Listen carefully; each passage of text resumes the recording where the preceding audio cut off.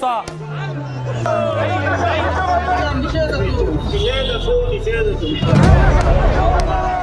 साथियों नमस्कार, मैं उमेश करुणा और आप देख रहे हैं बहुजन हलचल। आप इस शख्स को जानते हैं, इसका नाम है धीरेंद्र कृष्ण शास्त्री, जो मध्य प्रदेश के छतरपुर में एक बागेश्वर नाम का धाम चलाता है। एक ऐसा दरबार लगाता है जिसने कि आज देश के कोने कोने में नाम कमा लिया है। आज हमारे भारत के माननीय प्रधानमंत्री नरेंद्र मोदी जी भी इसको अपना छोटा भाई बताते हैं। और अभी हाल फिलहाल में भारत के पूर्व CJI BR गवाई साहब भी इसकी चौखट पर जाकर नतमस्तक हुए, नाक रगड़ते दिखे। और आज इसी धीरेंद्र कृष्ण शास्त्री ने महाराष्ट्र में जाकर परम प्रतापी योद्धा छत्रपति शिवाजी को ललकारा, उनका अपमान किया। और इसी को लेकर छत्रपति शिवाजी महाराज के जो वंशज है, जो उनके अनुयायी है, उन्होंने धीरेंद्र कृष्ण शास्त्री का पूरा विरोध किया। यहां तक कि पुतले भी फूके गए और FIR दर्ज तक भी की गई इस धीरेंद्र कृष्ण शास्त्री के खिलाफ। हम आपको पूरा मामला बताते हैं कि महाराष्ट्र में एक सम्मेलन हो रहा था जिसमें मोहन भागवत, जो कि RSS के राष्ट्रीय अध्यक्ष है, और उसके अलावा महाराष्ट्र के मुख्यमंत्री भी मौजूद थे। और उनकी मौजूदगी में छत्रपति शिवाजी महाराज का अपमान किया गया इस धीरेंद्र कृष्ण शास्त्री द्वारा। छत्रपति वीर शिवाजी महाराज जब बहुत थक गए युद्ध करते करते, उनको लगा कि हम थक गए, तो एक दिन स्वामी समर्थ रामदास जी के पास गए और उन्होंने अपना मुकुट उतारा और कहा कि हमने बहुत लड़ाइयां लड़ ली, बहुत युद्ध कर लिया, अब कृपा करो कि अब हमें बहुत लड़ना नहीं, अब एक बड़ी दया करो, ये मुकुट संभालो आप, ये राजपाट आप संभालो, आपकी आज्ञा से ही हम चले, अब हमसे चला नहीं जा रहा, अब हमसे युद्ध लड़ा नहीं जा रहा, हम बहुत थक गए, अब हम विश्राम चाहते हैं, अब हम आराम चाहते हैं, अब हम कुछ दिन कुछ करना नहीं चाहते। जिसको लेकर सियासी हलचल भी मच गई है, जिसमें कि सांसद चंद्रशेखर आजाद ने एक ट्वीट किया और बहुत ही गंभीर ट्वीट है धीरेंद्र कृष्ण शास्त्री के खिलाफ। हम आपको ट्वीट बताते हैं। ट्वीट में लिखा कि परम प्रतापी योद्धा, अद्भुत साहस, दूरदर्शी रणनीति और जन कल्याणकारी शासन के प्रतीक, बहुजन प्रतिपालक राजाधिराज छत्रपति शिवाजी महाराज के संबंध में यह कहना कि वे युद्धों से थककर अपना मुकुट किसी और को सौंपना चाहते थे, न केवल ऐतिहासिक रूप से असत्य है, बल्कि उनके अदम्य साहस और स्वाभिमान का घोर अपमान भी है। प्रधानमंत्री जी के मुंह बोले छोटे भाई धीरेंद्र द्वारा नागपुर में ऐसे मंच से जहां महाराष्ट्र के मुख्यमंत्री देवेंद्र फडणवीस, केंद्र मंत्री नितिन गडकरी और RSS प्रमुख मोहन भागवत की उपस्थिति में इस प्रकार का बयान दिया जाना भाजपा RSS की उसी सोच का परिणाम है, जहां बहुजन नायकों के योगदान को कमतर दिखाने, उनके संघर्ष को कमजोर करने और उनके व्यक्तित्व को विकृत करने की कोशिश लगातार की जाती रही है। इतिहास साक्षी है कि छत्रपति शिवाजी महाराज ने विपरीत परिस्थितियों में भी कभी हार नहीं मानी। उनका जीवन त्याग, संघर्ष और आत्मसम्मान की सर्वोच्च मिसाल है, न कि थककर पीछे हट जाने की कहानी। ऐसे भ्रामक और असत्य बयानों के माध्यम से न केवल समाज को गुमराह किया जा रहा है, बल्कि नई पीढ़ी के सामने इतिहास की विकृत तस्वीर प्रस्तुत की जा रही है। यह सीधे सीधे हमारे महापुरुषों के गौरव को ठेस पहुंचाने का प्रयास है। हम स्पष्ट करना चाहते हैं कि बहुजन समाज अपने महापुरुषों के सम्मान के साथ किसी भी प्रकार का समझौता नहीं करेगा।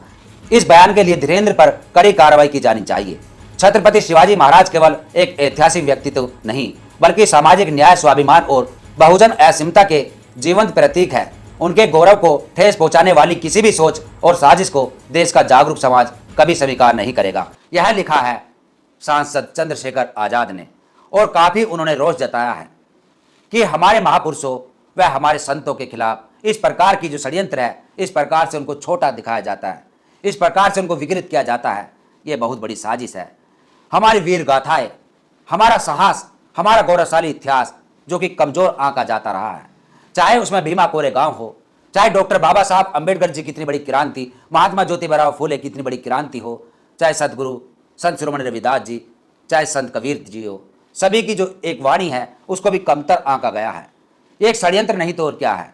वहीं धीरेंद्र कृष्ण शास्त्री का पूरे देश भर में विरोध हो रहा है। हालांकि धीरेंद्र कृष्ण शास्त्री ने इसमें अपनी सफाई दी है और कहा है कि मेरा यह कहना नहीं था जो लोगों ने समझा है। इससे एक बात स्पष्ट होती है कि गलती करते हैं और उसके बाद सफाई देते हैं, उसके बाद अपने आप को माफी मांगने का हकदार कहते हैं। यानी देश के अंदर इतनी बड़ी साजिश है कि पहले महापुरुषों का अपमान करो, पहले महापुरुषों के बारे में उल्टा सिल्टा बोलो और उसके बाद माफी मांग लो। क्या माफी मांगने से काम चल जाएगा? यह वही धीरेन्द्र कृष्ण शास्त्री है जिसका महाराष्ट्र से विरोध किया गया था, जो महाराष्ट्र में अंधश्रद्धा उन्मूलन समिति है जिसके प्रमुख श्याम मानव ने इसको महाराष्ट्र की धरती से खदेड़ा था, जो महाराष्ट्र में एक दिव्य दरबार लगाना चाह रहा था। और श्याम मानव ने इसका विरोध किया था और उसको चैलेंज दिया था कि मुझे न्योता दे, मैं तेरे दिव्य दरबार में आऊंगा, मेरे कुछ सवाल रहेंगे, उसको तू जवाब देना और मैं और तू अकेला रहेगा। लेकिन इसका कोई जवाब नहीं मिला, यह वहां से भागता नजर आया था। और आज फिर उसी अंधश्रद्धा उन्मूलन समिति ने इसको चैलेंज दिया, इसका विरोध किया। पूरे महाराष्ट्र में इसका इतना विरोध हो रहा है कि आप देख सकते हैं तस्वीरों में कैसे इसके पुतले के ऊपर चप्पल बजाई जा रही है, कैसे इसके पुतले जलाए जा रहे हैं, कैसे महाराष्ट्र के नवयुवक जो छत्रपति शिवाजी महाराज के अनुयायी हैं, जो उनको मानने वाले हैं, जो उनके ऊपर अपनी जान निछावर करने पर तत्पर रहते हैं, कैसे इसका विरोध कर रहे हैं, पुरजोर विरोध हो रहा है। और आज ये धीरेन्द्र कृष्ण शास्त्री जिसको सत्ता का पूरा संरक्षण मिलता है, जो महाराष्ट्र के मुख्यमंत्री और आरएसएस के प्रमुख अपनी छत्र छाया में इसको पाल रहे हैं, जो पाखंड का साम्राज्य इतना बड़ा इसने खड़ा कर लिया है, जो आज लोग इसके नतमस्तक होते हैं। यहाँ तक कि बॉलीवुड के बड़े बड़े कलाकार भी इसके दरबार में जाते हैं, क्योंकि चमत्कार की सभी को जरूरत पड़ रही है। आज के समय में लोग चाहते हैं कि मेहनत ना करनी पड़े, केवल चमत्कारों से ही काम चल जाए, और इसलिए इसके दरबार में जाकर चमत्कारों की आस लगाते हैं कि मेरा बच्चा पास हो जाए, मेरा बच्चा पास हो जाए, मेरे बच्चों को कोई हिल्ला रोजगार मिल जाए, मेरी अच्छी पत्नी आ जाए, मेरा विवाह हो जाए। इस प्रकार के जो लोगों को एक लालच होता है, उस लालच के चलते इसके दरबार में जाते हैं। महिलाएं चाहती है कि मेरा पति किसी दूसरी महिला से न लगे, कोई मेरी सौतन ना बने। पुरुष चाहता है कि मुझे कोई अच्छी महिला मिल जाए। इस प्रकार की जो लालच है, जो लालसा है, इस लालसा के चलते इसके दरबार में जाकर नतमस्तक होते हैं, नाक रगड़ते हैं और ये तुक्के मारता है। हमारी रोजमर्रा की जिंदगी से जुड़ी हुई हमारी भावनाओं के साथ खेलता है, हमारी नस टिटोलता है और कहता है कि तेरी अगली पिछली बता दूंगा, कहाँ तेरा इलू इलू चल रहा है। ऐसी ऐसी बातों से लोगों को मोहित करता है, डराता है, इमोशनल ब्लैकमेल करता है। आसाराम में राम रहीम जैसे बड़े बड़े तथाकथित बाबा जो आज जेल की सलाखों के पीछे बंद है, उनके भी ऐसे ही पाखंड के साम्राज्य चलते थे, वह भी अयासी काटते थे और यह कोई लंबे समय तक नहीं चलती है। ये बात आप भली भांति जानते हैं कि इनकी दुकानदारी कोई लंबे समय तक नहीं चलती है। ना जाने कितने आए कितने चले गए और अगला नंबर इनका भी होगा। ये बात आप आज लिख कर रख लीजिए, क्योंकि आज सरकार इनके साथ है। सरकार हमेशा ऐसे फर्जी बाबाओं के साथ नहीं होती है। जब सरकार परिवर्तन होती है तो उसके बाद ऐसे बाबा ही जेल की सलाखों के पीछे आपको देखने को मिलते हैं। सरकारें सब जानती हैं, पब्लिक है जो कि नहीं जान पाती। सरकार को सब पता होता है, वैसे ही सरकार नहीं बनती, वैसे ही कोई मुख्यमंत्री प्रधानमंत्री नहीं बनता। बड़े बड़े पैतरे चलकर, दूर की दृष्टि रखकर तब प्रधानमंत्री मुख्यमंत्री मिनिस्टर बना जाता है। सब जानती है वह कि क्या चल रहा है और क्या होगा। उनको लालच है वोट का, क्योंकि इनके पीछे जो एक बड़ी तादाद, एक बड़ी भीड़ होती है कि वह वोट ना बिखर जाए, वह वोट का लालच होता है। इसलिए सरकारों को पता है कि यदि देश के ऊपर संकट आएगा, कोई आपदा आएगी, तो ये पाखंडी काम नहीं आएंगे। वह हमारे सैनिक जो बॉर्डर पर लड़ते हैं वह काम आएंगे, जो हमारे पास बम बारूद गोले हैं, परमाणु शक्ति है, वह काम आएगी। इनका कोई मंत्र तंत्र कोई काम नहीं आएगा। सरकार को सब पता होता है, और जब पता होता है तो इसलिए जो वोट बैंक है उसकी वजह से ही इनकी चौखट पर नाक रगड़ती है, क्योंकि सरकार वैसा नहीं बनती है। इस बात को हम बार बार कहेंगे कि यदि देश के अंदर कोई संकट आता है तो इन बाबाओं को लात मार दी जाती है, इनसे कोई पर्ची नहीं निकलवाई जाती। आज सिलेंडर की मारामारी चल रही है, घरेलू गैस सिलेंडर की मारामारी में ये बाबा किसी की पर्ची नहीं निकालता।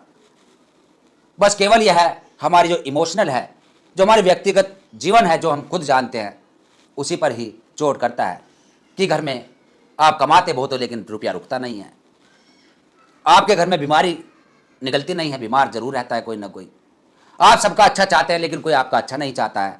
ये 5-6 के अपने जो सभी के जीवन में होती है, उनसे जुड़ी हुई बातें होती है। और खुद भी कह चुका है कि 4-5 चीज़ें याद रख लो और इनसे ही धंधा चला सकते हैं हम लोग।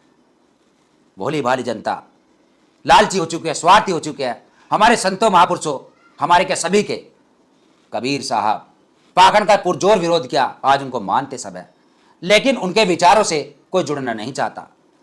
उनको मानते सब है लेकिन उनकी कोई नहीं मानना चाहता।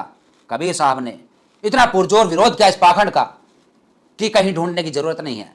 जिसको तुम ढूंढ रहे हो तुम्हारे अंदर, स्वयं के अंदर है, उसको पहचानो, उसको जगाओ, जागो खुद, दूसरों को भी जगाओ। ये उनका वक्तव्य था। लेकिन आज सब उसको इग्नोर करते हैं, ढूंढ रहे हैं, दर दर भटक रहे हैं, शॉर्टकट रास्ता चाहिए, सब स्वार्थी हो चुके हैं, लालची हो चुके हैं।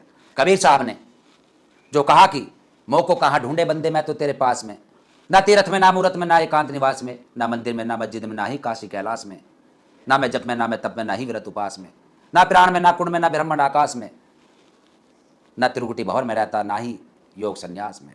खोजी हुई तुरंत मिल जाऊं पल भर की तलाश में, कहे कबीर सुनो भाई साधु, मैं तो हूं विश्वास में, मैं तो तेरे पास में। कंकड़ पत्थर जोड़कर मस्जिद ली चिनाए, ताचड़ मुल्ला बांग दे के तेरा बहरा होया खुदाए, ना जाने तेरा साहिब कैसा है। चीटी के पग नूपुर बाजे, फिर भी तेरा साहिब सुनता है। मस्जिद भीतर मुल्ला पुकारे, क्या तेरा साहिब बहरा है, ना जाने तेरा साहिब कैसा है। पोथी पढ़ पढ़ जग मुया पंडित भयानक होए, ढाई अक्षर प्रेम के पढ़ा तो पंडित होए। अरे कबीर साहब ने तो इतनी बड़ी बड़ी बातों में, इतनी छोटी छोटी बातों में इतना बड़ा सारांश दिया, इतना बड़ा समझाया, लेकिन आज हमारी जनता जो कि समझना ही नहीं चाहती। अच्छी भली कोई ना माने तो मत बताओ ठोर, और बहता हो तो बहने दो, धक्का दे दो, और जब कोई नहीं समझ रहा है तो उसको धक्का दो, मत बताओ उसको रास्ता, बह रहा है तो बह।